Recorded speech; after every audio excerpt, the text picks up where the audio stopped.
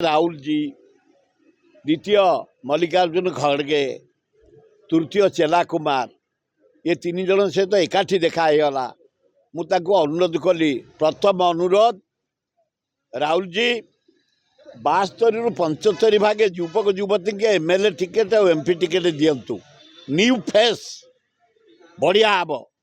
Second जनवरी last week गोटे Bhubaneswar public meeting कर। द्वितीय